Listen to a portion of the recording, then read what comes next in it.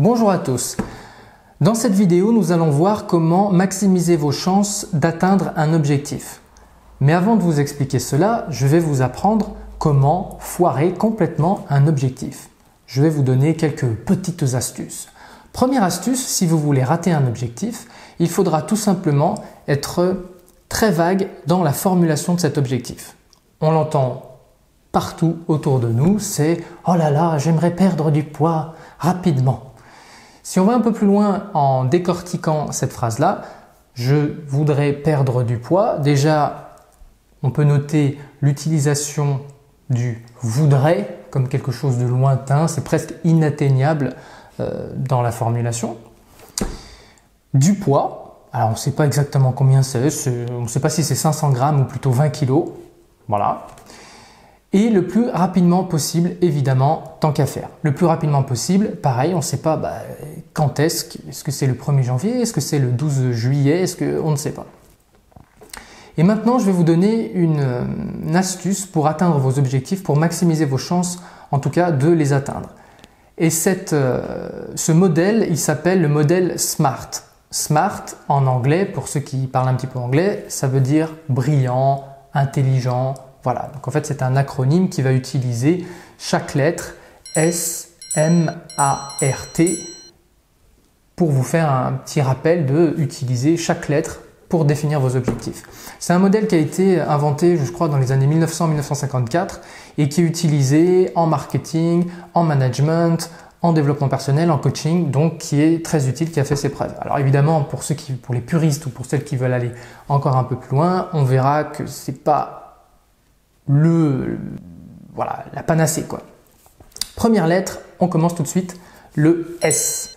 S, c'est pour simple. Il faut que dans votre formulation, ce soit simplement défini. Si vous commencez à énoncer votre objectif et qui fait 850 km de long, vous n'êtes pas sur le bon chemin directement. Donc S, simple. Première lettre. Deuxième lettre qui va vous servir, M.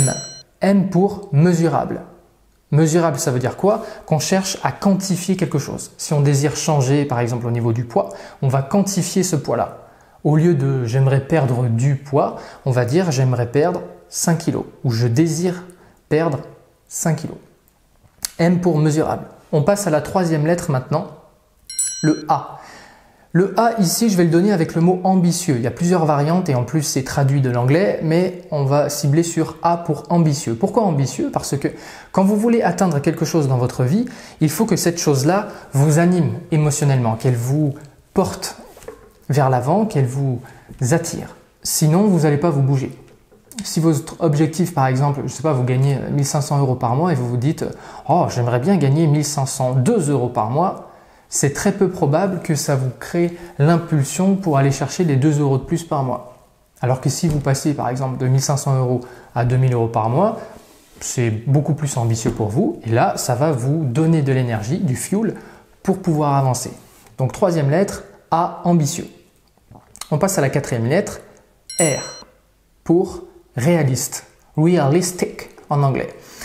Il faut que ce que vous visez en termes d'objectifs, ce soit réaliste. Ça paraît évident, mais c'est bien de le rappeler. Si vous visez quelque chose qui est beaucoup trop vite, si on revient par exemple sur du salaire, vous voulez augmenter votre salaire de 1500 € et d'un coup vous vous dites « Oh, j'aimerais passer à 100 000 € par mois », eh ben, ça fait quand même un sacré gap. 1500 € à 100 000 € par mois, alors pourquoi pas, hein, mais ça paraît… voilà, il faut juste remettre les choses dans l'ordre et comprendre que pour atteindre des objectifs, il faut y aller graduellement, pas à pas, et qu'il faut construire ce changement-là. Donc, quatrième lettre, il faut que ce soit réaliste. Pareil, si vous dites, je ne sais pas, une personne qui voudrait monter une société, par exemple, et qui se dit, eh ben, dans 2 semaines, je veux faire 10 millions € de chiffre d'affaires, peut-être que dans 2 semaines, tu n'auras même pas eu le temps de créer ton statut, en fait, juridique. Donc, R, réaliste. Et la dernière lettre, T, pour temporel. Il faut que vous cadriez dans le temps le changement que vous voulez réaliser. Si on revient sur notre poids, je désire perdre du poids le plus vite possible, eh ben, il faudra mettre T temporel, une date. Par exemple, pour le 12 juillet voilà, 2020, 2021, quand vous voulez, je veux avoir minci de 5 kg. Et là, vous avez un objectif qui est correctement défini. Voilà, on pourrait aller encore un peu plus loin sur ce modèle avec des petites particularités, des petites spécificités pour aller encore plus loin. Et voilà, ce modèle n'est pas parfait, mais il est très efficace. Et chose qui est vraiment important, faites-le vraiment. Vous prenez une feuille et vous allez parcourir les 5 lettres. Faites-le avec quelque chose que vous n'avez pas réussi à atteindre. S'il y a un objectif qui vous a tenu à cœur dans les dernières années ou dans les derniers mois, mais que vous n'avez pas réussi à le faire, reposez-vous la question, reparcourez chacune des lettres et probablement, je mets une pièce sur le fait de parier qu'il y avait probablement là-dedans quelque chose qui n'était pas correctement défini. Voilà, merci à tous et puis vous pouvez aller voir les autres vidéos que j'ai faites au niveau de la PNL ou de l'hypnose en cliquant sur les liens qui vont s'afficher ou en parcourant simplement ma chaîne. Merci à tous.